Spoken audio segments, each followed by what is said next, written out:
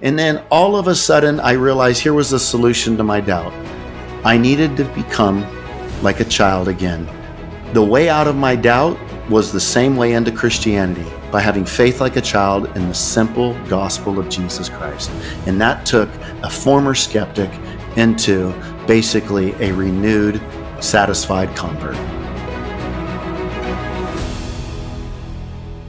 Welcome to eX-skeptic, where we hear unlikely stories of belief. I'm your host, Jana Harmon, and here on this podcast, we listen to those who have once been an atheist or a skeptic, but who became a Christian against all odds. We explore the stories of those who have wrestled with doubt and emerged with new perspectives on life and faith. In a world full of big questions about God, purpose, and existence, doubt is an inevitable companion.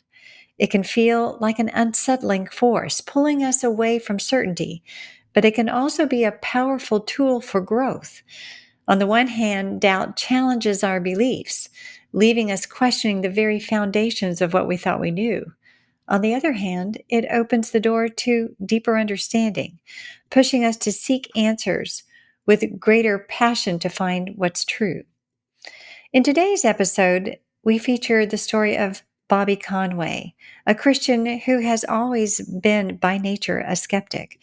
He didn't just encounter doubt from the outside, he wrestled with it from within his own faith. As someone who has faced ongoing questions about God and reality, Bobby found himself in a tension familiar to many. How can you trust something so deeply, yet still carry doubt? For Bobby, the Christian worldview offered the best explanation for the complexities of life and reality. Despite his skepticism, he came to see that it's worth placing his trust in, even when grappling with unanswered questions. His journey is a reminder that faith and doubt often coexist, but doubt doesn't have to erode faith. It can actually refine it. Join us as we dive into Bobby's experience and explore how he learned to live with skepticism, finding not just peace, but conviction in the truth he now trusts. Well, welcome to eX-skeptic, Bobby. It's so great to have you with me today. Jana, it is great to be with you as well. And I'm just so excited to be on this program. And it's been fun to see how God has taken your research at Birmingham, where we had the privilege to study together, and seeing how God is using you. Yes, I have so many fond memories of our time. We actually met at a doctoral program in Birmingham, England, which it seemed like so long ago. We have a lot of memories going back, but it's such a privilege, really, to have you. This program is called eX-skeptic, and you've had skepticism woven in and out through your life. Before we get into all of that, I'd love for you to introduce yourself, who you are, what you're doing now. I first met you as the 1 minute apologist as well. So I know that's a huge part of your podcast ministry, but tell me a little bit about what you're doing now and some of your education as well. Sure. Well, academically, I spent my first 3 degrees kind of in Christian circles in Bible college, and then went off and did a 4-year THM or Masters of Theology at Dallas Theological.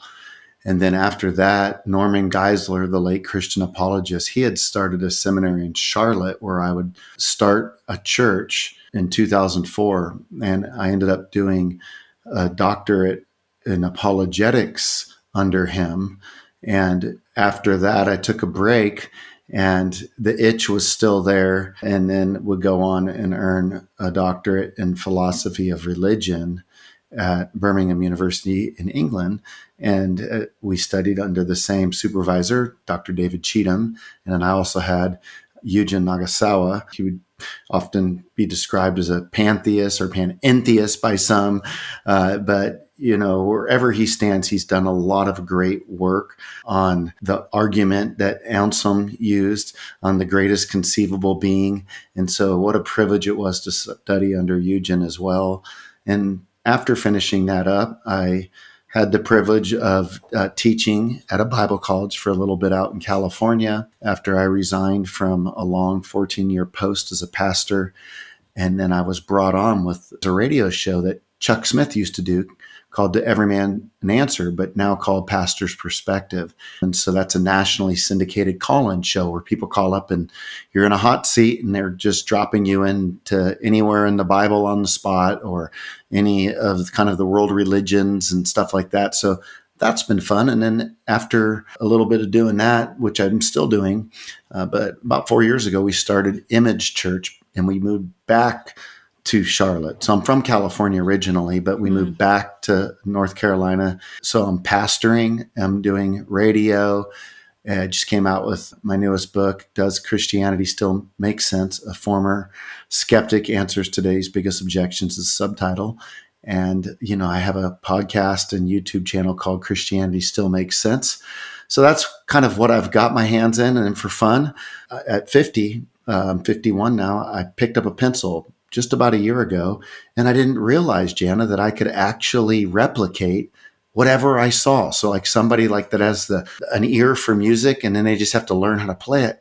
Well, I just didn't know. And now I'm doing a lot of realism portraits where I just take art, and I'm getting ready to start a t-shirt company called Ponder, where I'm going to be capturing philosophical thinkers, great intellectuals of the past, and I'm going to be showing through art their philosophy and putting it on t-shirts. So I'm really thankful for that too.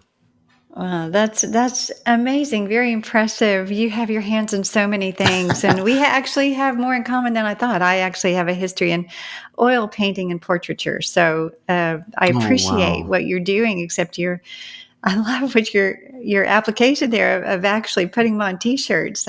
Yeah. Great thinkers. I can't wait to see what that's going to look like. But you've also written a book called Doubting Towards Faith. Mm-hmm. Doubt has been a big part of your life. It has. And you had mentioned that you lived in California, or you grew up in California. So why Mm-hmm. don't we start at your story back there in Sure. California and how that doubt informed your growing up, but also let's just start with your family. Did your family of origin, tell me how you grew up, Bobby. Was God a part of that picture? Was religion? I mean, you're talking California, which is a very different culture too. Yeah. It seems like there's a real darkness and light there in terms of religion or not religion in pockets. How did your particular family grow up? My dad grew up Roman Catholic and my mom Protestant. But neither of them had a relationship with the Lord. And when they married, there was the big argument about, where do we raise our kids? And they just couldn't agree. So I didn't grow up in church. The few times I went, I would go with my grandparents who were also Roman Catholic. And I always thought it was strange, like, what's the person hanging on a cross with a diaper? Why are these people walking around in dresses and giving short messages? I remember one time I was in the Catholic church walking around and I thought everybody was saying, pleased to meet you. And so I was walking up to people in the Catholic church saying, pleased to meet you, pleased to meet you. And would later find out, no, it's peace be with you that they were saying. So I was clueless. And so I always had this curiosity about me. And so from the youngest of age, I would be in conversations with people and a thought would come across like, what am I doing here? And who's this person I'm talking to? And why are we engaged in a conversation? And what's this all about? And at times I thought, well, am I going to go through some kind of a samsara, reincarnation type of a process? Am I a person that is just going to go out of existence? I really didn't know, but I did believe in God. I just didn't know who that God was. But I did sense that he had my number because I grew up, I hated school, Jana, and now we have a name for it, but I was your classic ADD kid, and it just looked like rebellion. About age 13, horrific anxiety kicked into my life, but I didn't know how to talk about my emotions. And so I turned to alcohol and drugs and promiscuity, just always looking for the next girl. And I just found a lot of my identity through being a star baseball player and through having lots of popularity. And that's what I leaned into. I didn't have the academics. I used to take LSD and a journal in hand, and my buddies and I'd say, we're going to go find ourselves. Well, I collected a lot of guilt along the way with my lifestyle. I found myself playing college baseball in Southern California, and my teammate, he asked me if I would go to church with him. And I saw something different in his life. And I thought, sure, why not? My life's not really working for me. It's pretty broken. And so he said, yeah, let's do this. He says, on Monday night, there's this church in Costa Mesa called Calvary Chapel. And this evangelist by the great name of Greg Laurie speaks there. And I was looking for two questions to get answered at this stage of my life. And it was, what do I do with my guilt? And what's the purpose of my life? I felt purposeless. And I knew that a lot of my hard drinking was a result of trying to just not think about my guilt. What ended up happening is those two questions were answered through Jesus. I placed my faith in Christ, but I still struggled to come to grips with, how do I live beyond my feelings, because I was a slave to my emotions. And so for about a year and a half, I had multiple relapses till I finally ended up in recovery, doing over 400 meetings of sobriety. And that's when my life really just took off for Christ, and ended up feeling a call to go into full-time ministry. And it was just amazing what took place. But all of a sudden down the road, after I would surrender to ministry and go to Bible college, doubts would kick back in. And I can share with you a little bit about what that looked like. Well, yeah, let's step back a little bit. Your younger years, when you were growing up and you were finding life outside of Christianity, obviously it wasn't a real part of your world, and you were finding what you thought to be life in popularity and in drugs and in athletics and all of that. During that stage of your life, I would imagine that you weren't actively going to Catholic church or even participating in anything religious at that point. But did you still have some kind of a tacit belief in God, that he existed? I did. In fact, I can remember praying for God to forgive me for just total actions that I knew were wrong before I even knew who the God of Christianity was. Like, I didn't know what was going on, Jana. I was so in church on Easter, I was clueless about what that was about. I would see Jesus hanging out on TV on Christmas and Easter, but I didn't know why. I was so unchurched that if the pastor would have said, turn to Romans, I would have thought, oh, I didn't bring Romans, I brought my Bible. It took me several months after being a new believer to figure out that the four fathers was F-O-R-E. I was looking for the fourth one, F-O-U-R. I mean, I didn't know of David and Goliath. Heck, I don't know how. I wasn't even aware of Moses and the parting of the Red Sea. I mean, I was basically a dumb butt. This is what I guess I'm conceding here. But yeah, I spent about half my time in Southern California, but I went to high school in Northern California.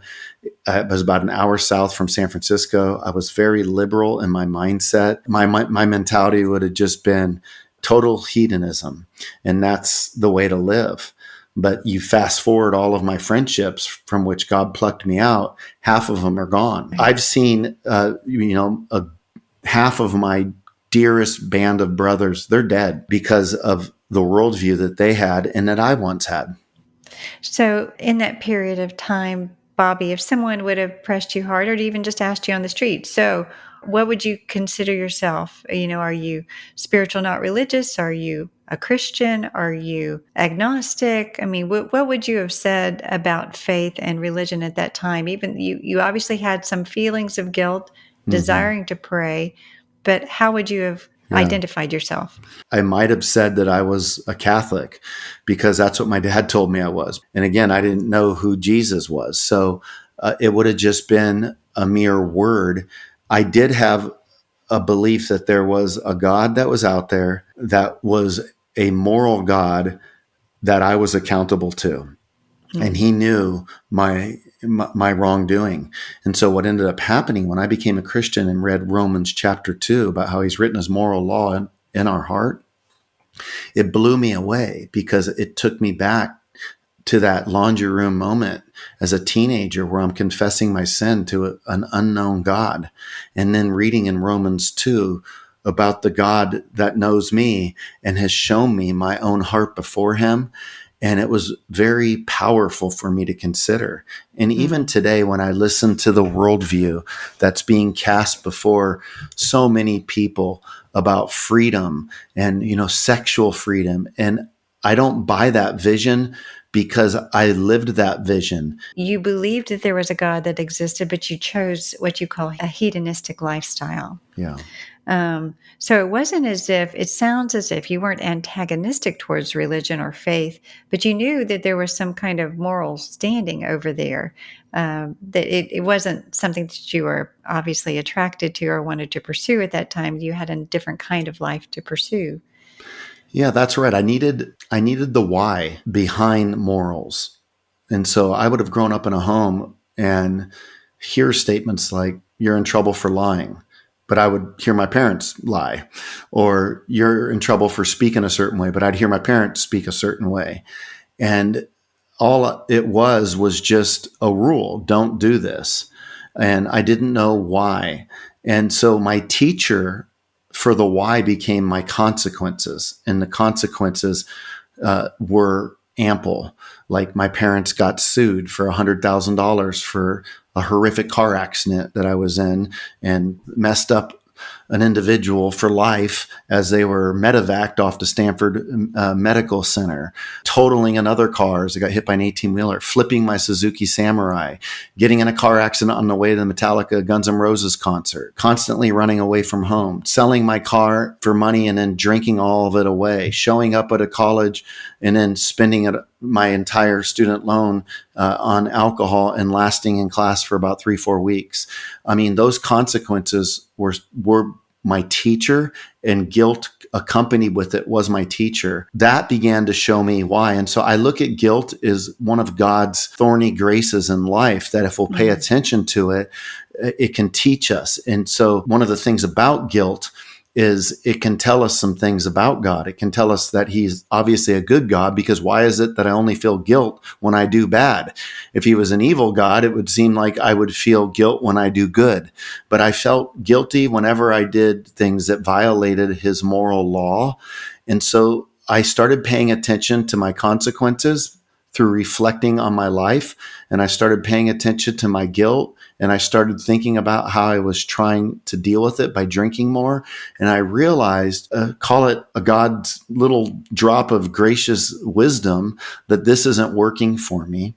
And so all of that awareness then would prime me for, okay, now I see the need for morality. And I'm not thinking that God's trying to crash my party. He's trying to protect me from a crash by showing me where the real party is. Mm. Yes, and it's interesting that guilt isn't guilt in a vacuum. You're guilty towards someone and are in the face of someone and in the face of ultimate goodness. And so you were obviously feeling that guilt so that when that opportunity came along and you heard the gospel, that there's someone named Jesus who could actually take your guilt away. You actually accepted that. It doesn't do any good to deny the guilt, right? Where does that get you? Or pretend that your actions aren't bad. But you have to do something with it. Otherwise, you're carrying it. So tell me about that, just a little bit more clearly, what the gospel is and what it is that you accepted and what happened with your guilt. So what began to make sense to me was that if heaven's perfect and I'm imperfect, well, an imperfect person can't go to a perfect place or it will no longer be perfect. And so imperfection can't remain in the presence of God in an eternal promise of salvation. And so it made sense to me that I had broken God's moral law, and that if God was just, that would require him to act justly. And we are wise enough as humans to set up our own justice system. How unwise would we to think that God doesn't have his own justice system? But God's justice system is so much more severe because he's so much more holy. And the beautiful thing is though God's justice system is so much more severe, his grace is so powerful that it can cover it all. And so the gospel is the good news that Jesus lived the life that I could never live, and he experienced the death that I should have, had for myself. And there's an exchange of his righteousness for my unrighteousness. And so just as he fulfilled the moral law that all of us have broken and was counted as if he had sinned, though he didn't, when we believe on him, we are counted as righteous and sinless before his very eyes as if we never sinned, so that we could have entrance into heaven. And that's the beautiful thing of justification, just as if we never sinned. And it's the gift. And then that gift does something in us. It says that God's kindness leads us to repentance. And so the bigger thing is like, oh, I have a bigger problem than my sin. Sin is not my biggest problem. Loving God is. The reason I sin is because I don't love God. And so Jesus said, if you love me, you'll obey my commandments. And so every time I sin, it's a reminder that I'm not loving the God of the gospel. But then the reason I don't love God is because I haven't grasped forgiveness, because Jesus says, he who's been forgiven much loves much. So if I want to love much, I got to understand his forgiveness. But the reason I don't understand my forgiveness is because I don't contemplate on his holiness. And that's the reason why I can't understand my sinfulness. So if I'll contemplate on his holiness, I'll recognize my sinfulness, and then I'll realize that he's a forgiving God. And then that I'll experience that forgiveness. And in turn, it should make me love much the one who loved me much. That's the gospel. That's the offer, right? Of forgiveness of the sin and guilt and love beyond imagination, despite who we are and what we've done. He wants to be in relationship. And so you found that. You found that. It sounds like you were so excited about it. But I think that what happened with your life once you came to this place of acknowledging your sin, confessing it, being forgiven for it, and your life, your life and your lifestyle, your choices, did they change? Absolutely. I mean, so this is the fun question, right? Because I think anybody that is a true believer, if you were to ask, well, what difference has it made? We all have a story to tell. And so if I was to give kind of the quick Cliff Note version, here's how Jesus has changed my life. He has helped a guy that has struggled with anxiety to have a place to find comfort through it. He cleaned up my mouth. I used to say that the greatest vocabulary word is the F word. I cussed like a sailor. He taught me how to not objectify women.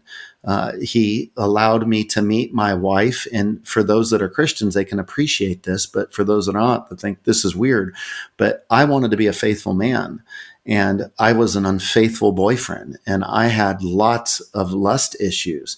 And so I felt like I needed to wait until my wedding night with my wife. And we dated almost 2 years.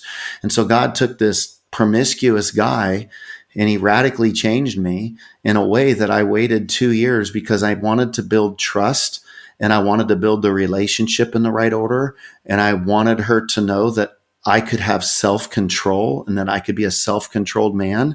And I thought that those could be virtues that could be helpful in a marriage. And so that helped build a foundation of trust.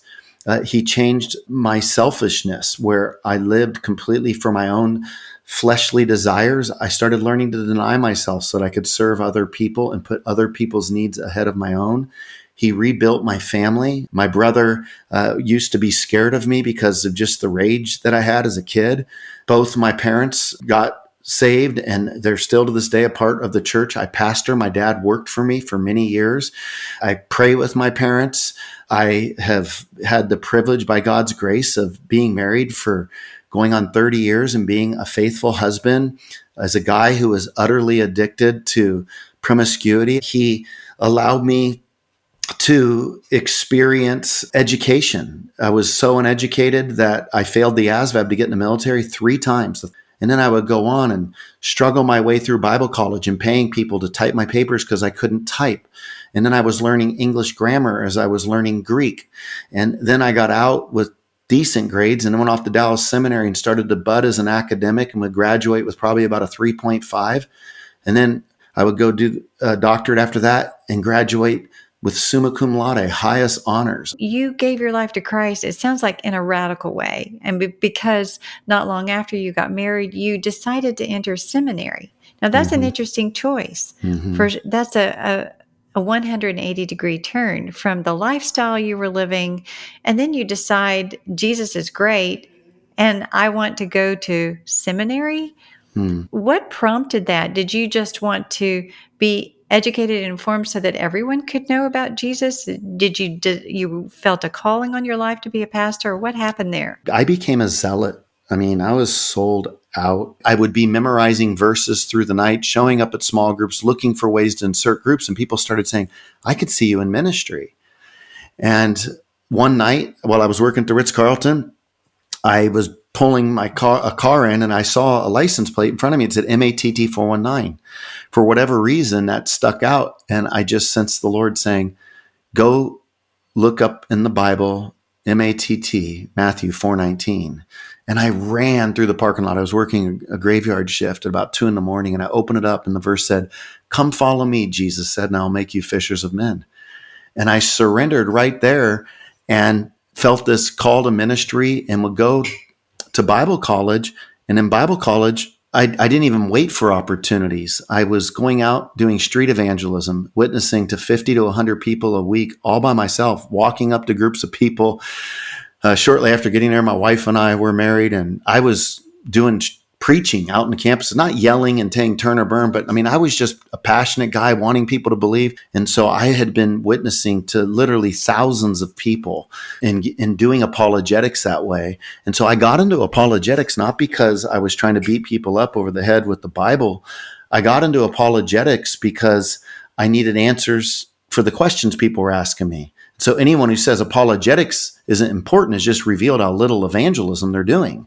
And so I went off to seminary, and then I started studying, to be a pastor. And then I realized I was going to have an evangelistic style to my pastorate in calling people to the gospel. So you were this on fire evangelist, obviously had embraced everything Jesus, the Bible, Scripture, the Christian life, heart and soul and mind. But as you were studying and really trying to bolster this intellectual grounding underneath your worldview, underneath your profound faith, did there ever start to become doubts or cracks because of what you were studying? Or did it just simply really give you an intellectual depth and confidence that what you believed was true and real? No, it was actually in seminary where I got hit with my first brick of doubt. Dwight Pentecost taught a class called The Life and Works of Christ. And I went through the Gospels, and in particular in the Synoptic Gospels, I was doing a lot of studying and coming across the apparent contradictions and suffering in my soul to reconcile them. And my faith in seminary, it was starting to get a little bit complicated because I became a Christian on wanting those two questions answered. What do I do with my guilt, and what's the purpose of my life? But I started thinking things eventually like, well, did I just prematurely commit? Like, should I have been asking more questions? Because I obviously didn't have the answers, and I didn't have the forethought. And what ended up happening is, for each wave of doubts that I would get hammered by, there would be a reprieve, like a wave, and then it would recede. I would learn to ride that wave when it came. When the apparent contradiction wave would eventually come again, I could ride the wave and not stay under the water and drown. And so I ended up realizing that what was disturbing as apparent contradictions, the reason it was so disturbing is because of an ultra rigid way of looking at the Gospels that I was taught. And this is where a lot of what I do now, and even how I raised my kids, I think so much of my doubt, Jana, could have been prevented if there would have been a commitment to mere Christianity instead of just showing up at a church in a Bible college that was just going to teach me a very rigid way and indoctrinating me and trying to get me to sign off on their doctrinal statement. It would have been better for me to have somebody say, Bobby, now that you're a Christian, I just want you to know there's a lot of different streams of Christianity, and there's lots of different interpretive options. Don't panic when you see it. And I'm only telling you that, Bobby, because I don't want to put you in my denominational box so tightly that if you come across books from within another box, it doesn't blow your box up altogether. And so I prematurely was committing to theological positions that was basically used to set me up for a future crisis of faith. I would have been better off doing what I think I've taught my kids to do. Love God, love people, celebrate the gospel, enjoy learning, don't try to conquer it. That was my method with them. Love God, love people, the great commandment. Celebrate the gospel, the great commission. So live a great commandment, great commission life. In other words, there's lots of views. Take your time, study the different views, be informed, but don't try to conquer it. And then make an informed stance on what you have. And that wasn't there for me. And I didn't get that. And I had to go through a tremendous lot of angst over that. So what did that look like when you started experiencing doubt? Did you reach a point where you became skeptical of faith or belief altogether, or were you able to ride through it just with some trepidation? I had to nuance some of my beliefs, but what happened for the solution to some of this was it created horrible depression. And the reason I suffered so bad with my doubt was because I had such a powerful love relationship with the Lord. Like I was so connected to him. I mean, I'm sharing my devotion to him, and now I'm questioning if I've been duped. And so I felt like after several of these different waves would come with what about those who've never heard? And, and one of my big areas of doubts were what I call the apparent ridiculous, the bizarre passages of the Bible. And it really was problematic for me. And so at times I felt like, did I just commit intellectual suicide? And I ended up with each of these waves having an apologetic for the ridiculous, having an apologetic for what about those who've never heard, having an apologetic for the reliability of Scripture, having an apologetic for apparent contradictions. And all those doubts were the making of an apologist. But what ended up happening is, I went to that church that night and became a Christian. And then I went to Bible college to understand my Christianity. And then I went and got a master's of theology to get theology to better understand my Bible. And then I went and did the doctoral work in apologetics so that I could, better have a defense of the faith. And then I did the PhD in philosophy because I was looking to philosophy. So I looked to theology to help me, but then when that crashed, then I looked to apologetics to help me. But then when that was crashing, I looked to philosophy to help me.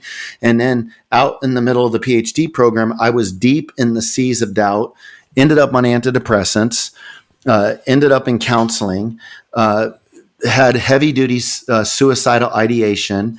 It affected my marriage. It affected my parenting. I started second guessing everything I was doing. And I felt like I was hanging by a string, and I was thinking of ways to take my life so that I wouldn't be a sham to the church. It was just horrible. And not only that, but then what I started to do is I started to take my questions and then think, if I leave Christianity because of this question, which worldview am I going to enter? Because to leave Christianity for one set of doubts is to only enter into another worldview and inherit another set of foreseen or unforeseen doubts. So I realized that doubt isn't a Christian problem. It's a human problem. In the absence of certainty, there's always going to be room for doubt. The question is, which worldview will best close the doubt gap? And for me, I had to think through these different worldviews. And then I just started thinking about, well, what kind of doubts would I have as an atheist or an agnostic or a Buddhist or a moral relativist? And I could not get away from Christianity when all was said and done. Sure, I still have some tensions, but interestingly enough, the way out will become something I'll love to share in a little bit with your audience. But I'll tell you this last piece is my relationship with God turned into a Q&A session. I kept looking for that next book to solve my doubts. And this is where apologetics has its limits, because for every book I read, I only learned about 10 more books that I needed to read. And so the snowball was crushing me, and I had to learn how to live as a Christian, not thinking that I just need answers to another set of questions. And that was some of the process I went through. Sounds like that could be relatively agonizing, honestly. It was torturous. There is, I think, a quest towards certainty that's impossible, right? I don't think that everything is going to be neatly tied up in a bow. Every answer is not going to be satisfying in this lifetime. I think there's, obviously our limitations of our own knowledge, our own human knowledge, but the grandiosity of just what is available in the world and alternative ideas and everything pushing back and pushing, one way or the other. And I can't imagine that snowball effect of feeling like, but what about? That question, that nagging question, but what about? Obviously it sounds like you were kind of at the edge of a cliff, mentally, emotionally, spiritually, like, what am I going to do with this? Have I been fooled? Like you said, have I been duped? Is this true? How can I know it? All of those big, big questions. You came back around to Christianity as the most solid rock on which to stand, or Christ and the scripture and the Bible, as compared to other worldviews that every worldview is trying to answer the big questions, right? And so how is it that you found a solid place to stand within the Christian worldview as compared to others, even though all questions cannot be answered? Yeah, I suppose the most attractive worldview to me when I was in the horrors of doubts was agnosticism, because I felt like, hey, I can just always play the skeptic. But then I would find myself reasoning like this. I would think, well, even the agnostic isn't agnostic that there is an explanation for how we got here. He's just agnostic about what that explanation is. And then I thought, so would I rather give my life to the best explanation, not certainty, or just live with saying, I don't know what the explanation is? And so then I would think like, well, if I give myself to the best explanation, and for me, I believe that's Christianity, what will that provide my life? It gives me, a story of how I got here, that God created us in his image. It gives me a story of what's wrong with the world, that it's broken due to, us wanting to take life into our own hands. It shows a pathway to mend that with God.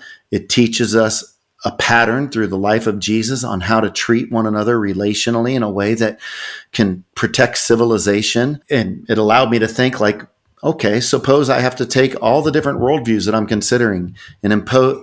What if you took 7 billion or 8 billion people today and imposed Nietzsche's worldview on everybody, and we all lived by it? What kind of a world would we have if everybody took that Übermensch vision? Or what kind of a world would we have if everybody took Marx at his word? Or what kind of a world would we have if everybody lived according to radical Islam? And I quickly started to think, well, then what kind of a world would we have if everybody lived like Jesus, where we loved people? Where we loved God, where we respected moral boundaries? I thought, well, that would look a lot like heaven if we could apply it. And so I then realized I don't think I want to be an agnostic, because agnostic's not going to answer objective morality for me. So then I'm going to be morally confused, and I'm just going to have to know that what I'm doing is what I just want to do. But really, there does seem to be objective morality, and there does seem to be an explanation for how we got here. So ultimately then, I thought, what do I think is the best worldview? And I would think, well, I do think there is such a thing as a real world, that this isn't an illusion. Like, I don't believe the universe always existed. I think that the second law of thermodynamics, I think the expansion of the universe, this all points to a beginning.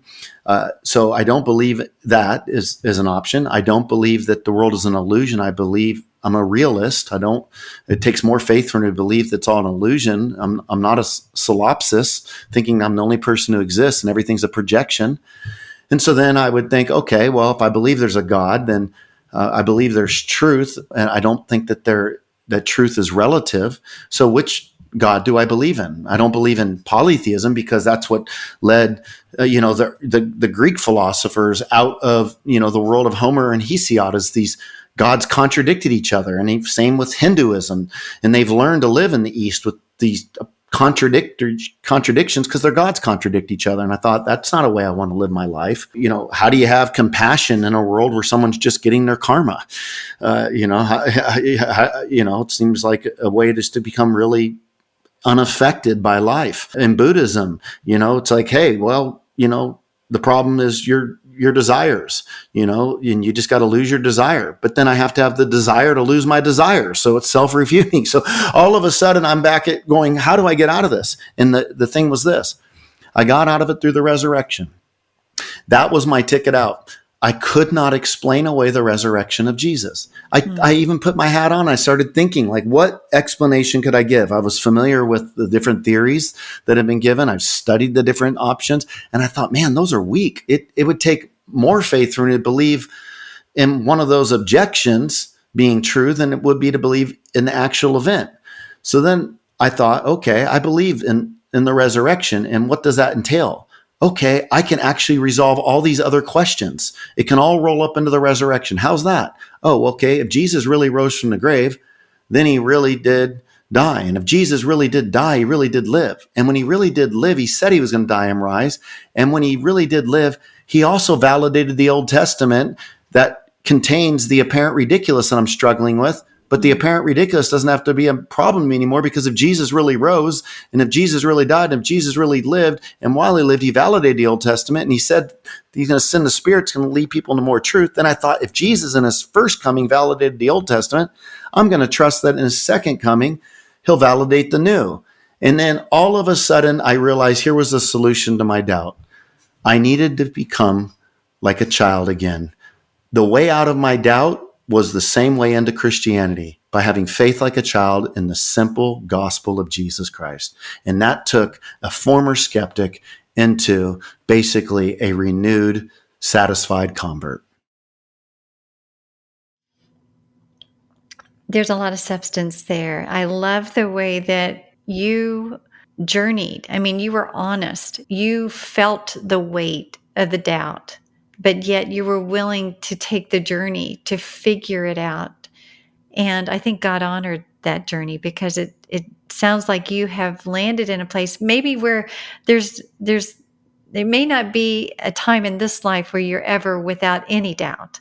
But it sounds like you've landed in a place that's pretty solid, Bobby, that you're sitting here as a pastor still, proclaiming the name of Christ as real and true, as the remedy for sin, that those categories exist, that guilt is real, that sin is real, that there is a remedy for that, and it's through the person, the God-man, Jesus.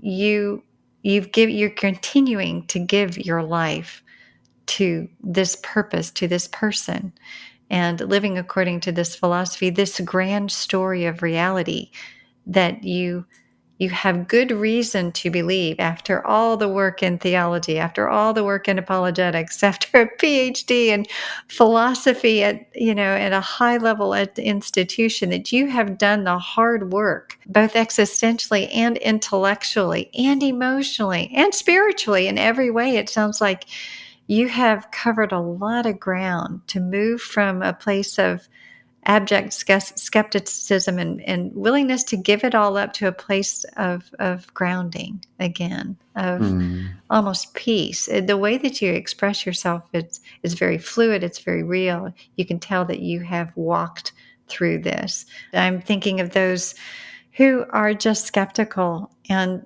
they're just skeptical by nature, like you. And they just can't jump the hurdle of, what they would consider a leap of faith when they don't have everything buttoned down. But they're curious, and they want to come to that place of belief. And, faith and trust is really, surrendering that yourself to the person of God. And that's just hard to do.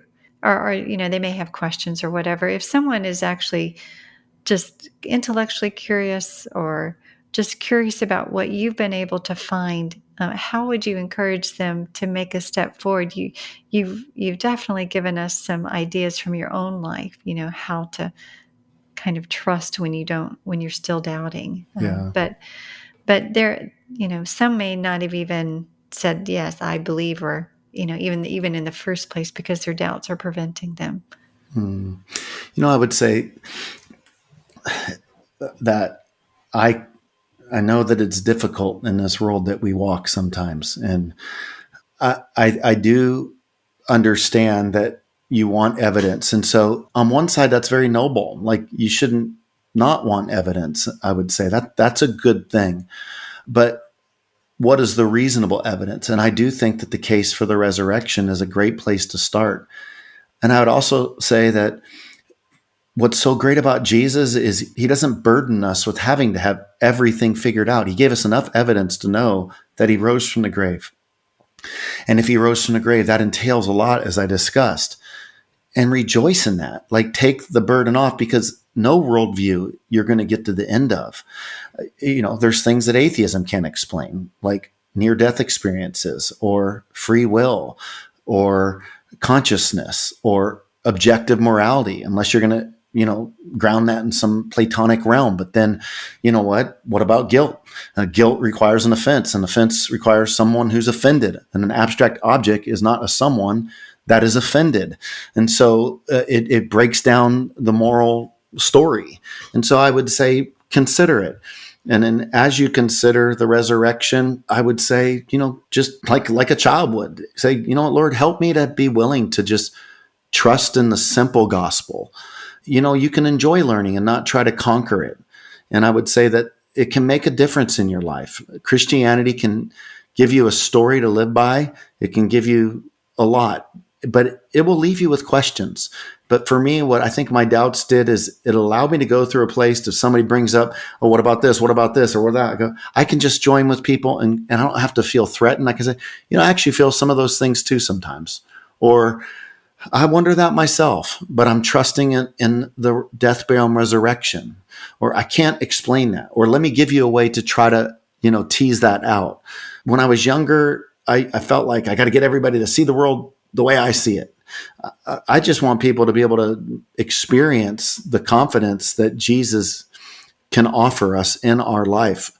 But it's not certainty. And we have to crucify our desire for certainty.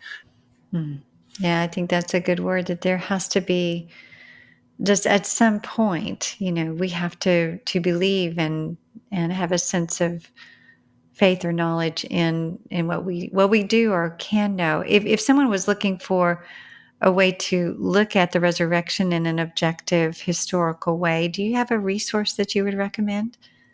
I would. I think Gary Habermas would be a great place to start, and he'll get you, in the waters and take on a lot of stuff. I just think it's worth looking at. And I would also say that if you don't believe, I want to give you what I'm saying, and I hope you'll give to others. We do need to learn to be gracious with each other as human beings. We should be able to have conversations and still love people who think differently. Because at the end of the day, it's naive for me to think just because you listen to me talk that you're going to just all of a sudden believe. It would be great if you did, but we shouldn't expect that. And I think the same thing in reverse, because all of us have been shaped by our DNA, by our upbringing, by the books we've read, by the teachers we have, by our pain and by our trauma, and by the mentors and by our life experiences and by our addictions and by the people we know and by the books we've read. Everything has shaped us to make us who we are. Just try at least to get an understanding of what shaped somebody and enter that conversation. And so I would say, if you could find a thoughtful Christian that you could talk with, that's not going to freak out or try to arm wrestle you into it, but take time to hear this person's story, his story or her story, and share your story and start going on a journey together, because that's where the life change happens, is in community. Yeah, that is, again, just really wonderful advice for the Christian, just to sit back and listen and understand and hear where they're coming from and how their lives their views have been shaped, so that you can enter into what it is that they're really looking for and provide, substance of what they're really needing, rather than any kind of artificial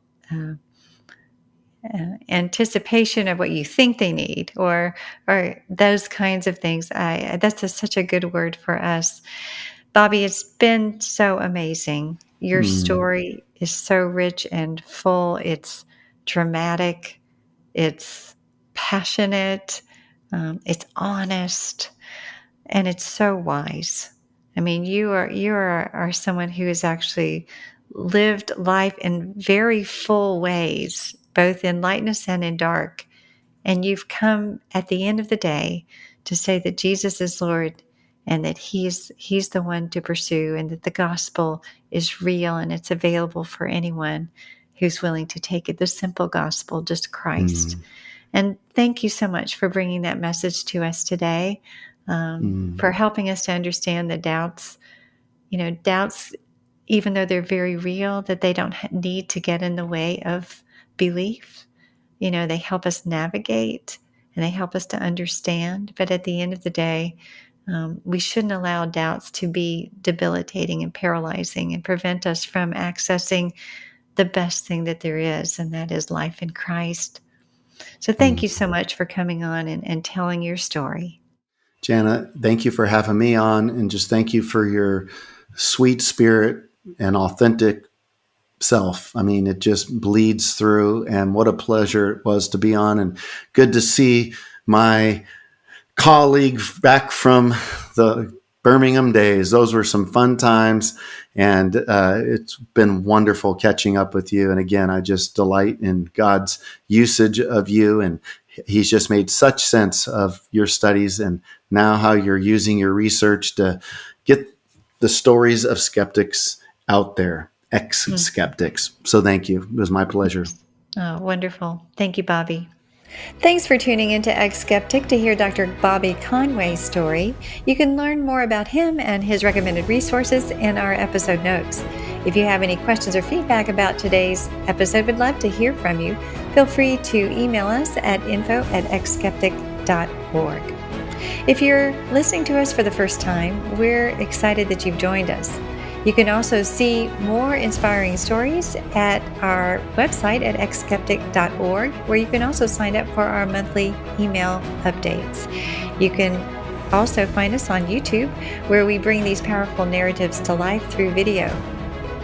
For those who may be skeptics or atheists wanting to connect with a former guest to explore your questions, we are here for you. You can reach us again at our email at info@eX-skeptic.org, and we'll help you get connected. This podcast is part of the C.S. Lewis Institute Podcast Network. If you've found it valuable, we'd appreciate it if you could follow, rate, review, and share it with your friends and social network. Your support helps us reach even more listeners with these powerful stories. In the meantime, I'll be looking forward to seeing you next time, where we'll hear another unlikely story of belief.